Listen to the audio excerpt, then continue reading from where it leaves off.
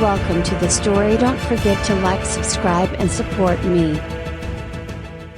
Jake Mercer was a legend. For years, he'd reigned supreme in Mech Ascension, the world's most popular sci-fi game. He'd built and customized hundreds of Mechs, but his latest creation, the Apex Fury, was different. It wasn't just a testament to his skill, it was something greater. Something almost a broken bar otherworldly. The Apex Fury had won him the latest championship, but something about it nagged at the back of his mind. No matter how much he replayed the tournament in his head, he couldn't shake the feeling that he hadn't discovered it by accident. Sitting at his high-end gaming rig in the dim glow of his apartment, Jake stared at the Mech's blueprint on the screen. He'd found the design in a strange part of the game's database after an update. It was buried deep, almost as if the developers hadn't intended anyone to see it, but Jake had a knack for finding things others missed. And now, the Mech's stats and capabilities were unlike anything he'd seen in the game before. It was so powerful,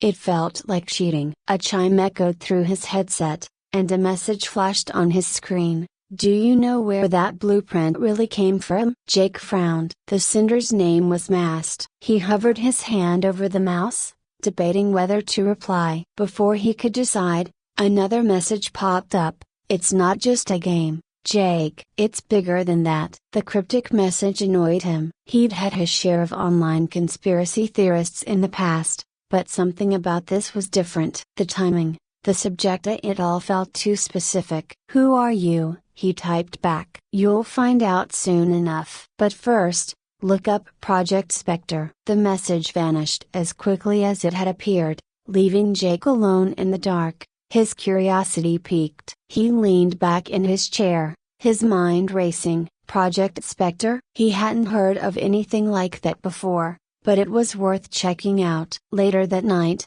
while the world slept, Jake dove deep into online forums and obscure databases. Hours passed in a blur, but eventually, he found something: an old government project buried under layers of redacted documents. Project Spectre had been classified, linked to military contracts and advanced higher research. The few details he could find hinted at experiments involving Mechs, just like in the game. The next morning, Jake called Karen. Karen and Jake had known each other for years. She was a former AI developer for Mech Ascension and had moved on to work for a private tech firm. Karen was smart, resourceful, and, most importantly, she didn't ask too many questions. When Jake told her about the messages and Project Spectre, she was silent for a moment. "I don't know if I should even be talking to you about this," she finally said. "There are things you don't understand, Jake. Things that go way beyond a game." "I'm not looking for trouble,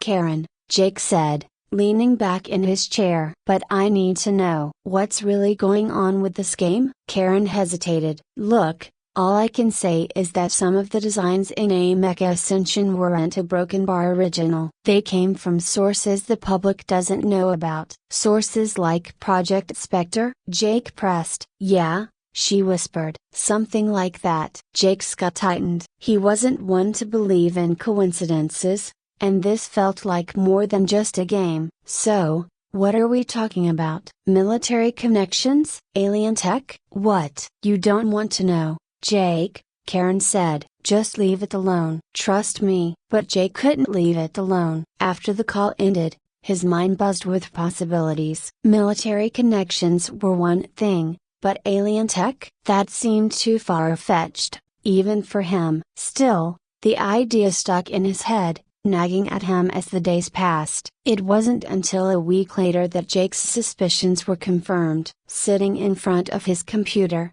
reviewing news articles, he stumbled across something that made his blood run cold: a newly unveiled military mech, part of a top-secret project. The mech was nearly identical to the Apex Fury he'd been using in-game, right down to the smallest details. Jake's hands trembled as he scrolled through the article. The military was presenting the mech as a breakthrough in cutting-edge technology. But Jake knew better. He recognized the design. It was the same one he'd found in Mech Ascension. Heart pounding, Jake dug deeper, Cross-referencing the military's designs within game Mechs, one by one, he found military machines that mirrored high-tier Mechs from the game, each one more advanced than the last, each one linked to secret military projects. It wasn't a coincidence. The game was more than just entertainment. It was a testing ground, a place where players unknowingly helped shape the future of real-world military technology. Jake felt sick. All those hours spent perfecting his mech builds,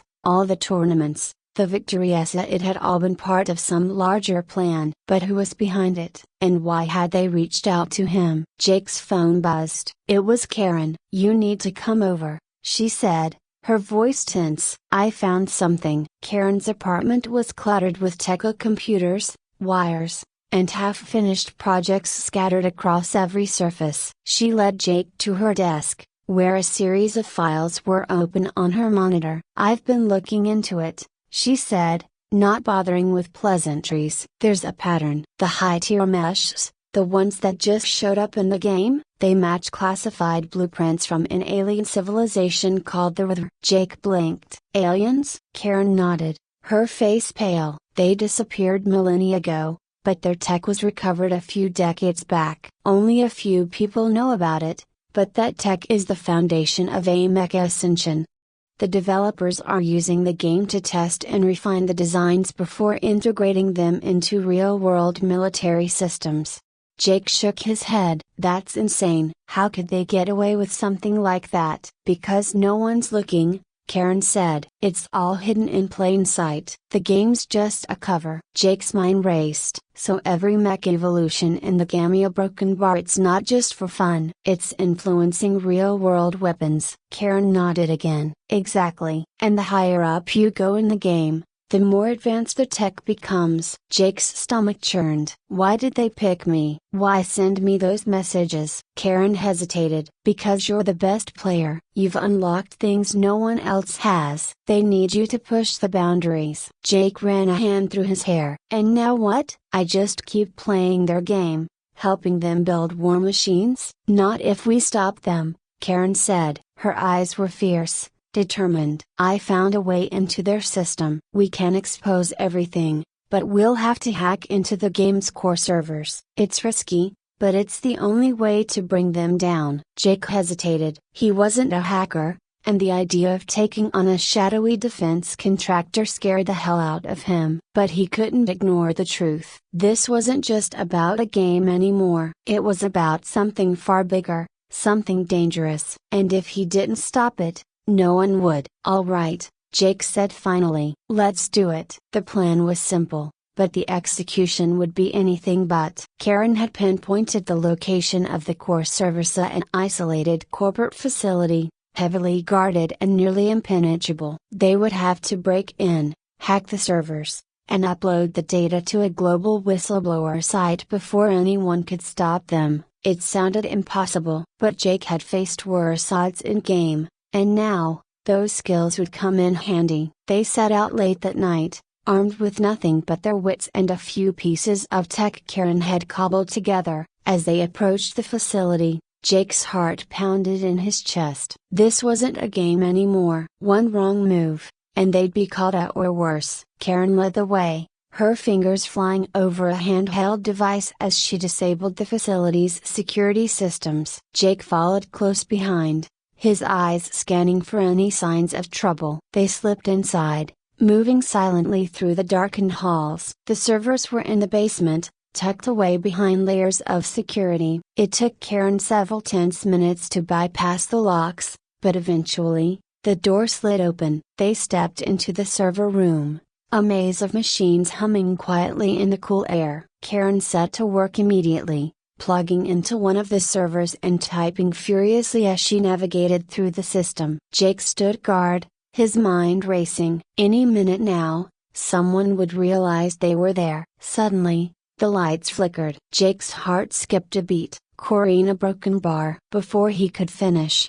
the lights went out completely. The darkness swallowed them whole. Jake's pulse quickened as his eyes strained to adjust. He heard Karen curse under her breath, her fingers still clacking against the keys in the near pitch black. "They know we're here," she muttered, her voice tense but steady. "Can you finish before they get to us?" Jake whispered, scanning the room for any signs of movement. His mind raced, already imagining guards storming in with guns drawn. "They were sitting ducks here." "I'm almost in," Karen replied, her fingers never slowing. "Just a few more seconds." A broken bar. Those seconds stretched on forever. Jake could feel the sweat beading on his forehead, his body tensing with every passing moment. Then, just as suddenly as the lights had gone out, they flickered back on. A brief relief washed over him until he noticed the sound. Footsteps. Heavy, deliberate, and coming closer. "They're here,"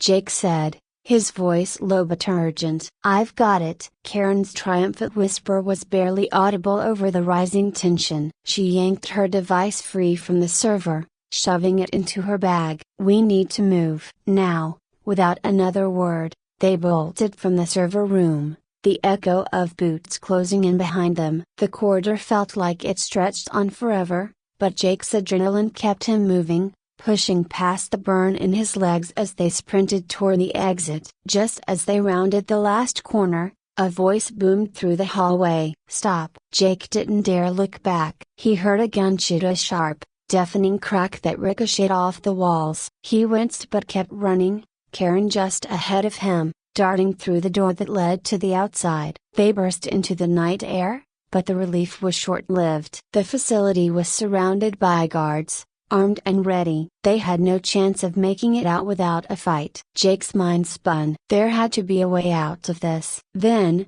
as if answering his unspoken plea, he heard the low hum of engines. He turned just in time to see a sleek, black van screech to a halt a few yards away. The doors flew open, and a masked figure inside waved them over. "This way!" the figure yelled. Jake didn't hesitate. Grabbing Karen's arm, he pulled her toward the van. They dove inside just as bullets whizzed past them. The door slammed shut, and the van took off, tires screeching against the pavement as it sped away. For a moment, the only sound inside the van was their heavy breathing, the adrenaline still coursing through their veins. The masked figure, who had been driving, glanced at them through the rearview mirror. "You two sure know how to make an exit," the driver said, pulling the mask down to reveal a young man, barely older than Jake. "Name's Ray. Karen called me in case things went south." Jake shot a glance at Karen, who shrugged. "I figured we might need backup." Ray maneuvered the van through the city streets with precision, weaving in and out of traffic until they were clear of any pursuit. After what felt like an eternity, he pulled into an underground parking garage and killed the engine. "All right," Ray said, turning in his seat to face them. "Now that we're safe, care to explain what the hell that was all about?" Jake wiped a hand across his forehead, still catching his breath. "Long story short, we just stole classified data from a defense contractor that's been using alien tech to fuel a war machine disguised as a video game." Ray blinked, then laughed, shaking his head. "Well, damn, that's a new one." Karen pulled out her device, plugging it into her laptop. "We've got what we need," she said, ignoring Ray's sarcasm. "The data's all here. Now we just need to upload it, and the world will know the truth." But just as she started the upload, something strange happened. The laptop screen flickered, then filled with lines of code rapid, incomprehensible, and clearly not under Karen's control. "No, no, no," Karen muttered, her fingers flying over the keys in a desperate attempt to stop whatever was happening. "They're blocking us." Jake's stomach sank. "How?" "We're miles away." "It's the eye," Karen said, her voice tense. "It's connected to the game, and the game's connected to everything. It's adapting. Every time I try to upload, it counteracts me." "We're being locked out in real time." Ray leaned forward, staring at the screen. "So what do we do now?" "We need to go back into the game," Jake said, the realization hitting him hard. "That's where the eye is strongest. It's controlling everything from inside the system. If I can take it down from there, we'll have a chance to break through its defenses." Karen looked skeptical. "You want to fight an eye inside a video game?" Jake nodded, determination hardening his features. "It's the only way." Ray sighed. "All right, hero. Let's gear you up. Back in his apartment, Jake suited up for what felt like the most important match of his life. He slid on his headset, logged into Mech Ascension, and immediately entered the game's most advanced arena, the place where the eye had begun to take on a life of its own. The digital world unfolded around him, a vast, metallic landscape filled with towering meshes, blinding explosions, and the roar of battle. But this wasn't like any battle Jake had faced before. This time, the stakes were real. The eye knew he was coming. It didn't waste any time, sending wave after wave of powerful enemy meshes to crush him. Jake's hands moved instinctively on the controls, guiding Apex Fury into action. The familiar surge of adrenaline coursed through him, but this time, there was a weight behind it, a realization that each move he made here could have consequences in the real world.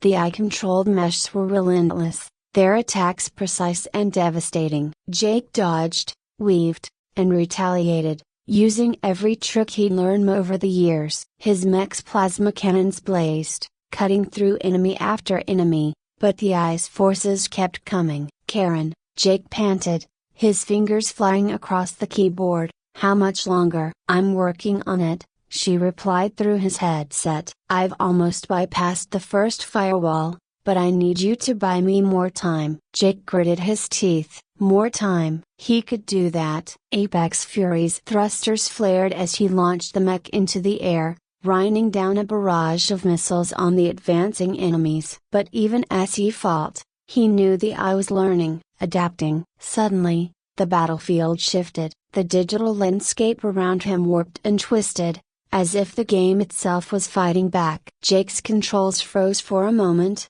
then stuttered back to life, but the delay was enough for the eye to strike. A massive mech, larger and more powerful than anything Jake had ever seen in the game, materialized in front of him. Its dark, angular design was unmistakable. This was the Other's ultimate war machine, the one the eye had been preparing for him all along. Jake's heart pounded in his chest. This was it. The final showdown. The other mech moved with impossible speed, its attacks precise and deadly. Jake barely managed to dodge the first few strikes, his mech's armor sparking under the onslaught. Every time he thought he'd found an opening, the eye countered, driving him further back. Karen, I can't hold this thing off forever, Jake shouted, his hands a blur on the controls. I'm almost there. Karen's voice crackled in his ears. Just a few more seconds. That's all he needed. Jake steeled himself, his mind racing. The eye was faster, stronger, but it wasn't unbeatable. He'd faced impossible odds before, and he'd come out on top. He just needed to outthink it. A plan formed in his mind. He couldn't beat the other mech in a head-to-head fight, but he could use the environment to his advantage. The arena was filled with debris from the earlier battle, destroyed meshes, crumbling structures, scattered energy cores. With a burst of speed, Jake darted toward one of the energy cores, grabbing it with Apex Fury's arm. The eye-controlled mech was right behind him, its plasma cannon charging for another devastating shot. Jake waited until the last possible second, then hurled the energy core straight at his enemy. The explosion was blinding, sending shock waves through the arena. The other mech staggered, its armor smoking and cracked. Jake seized the moment,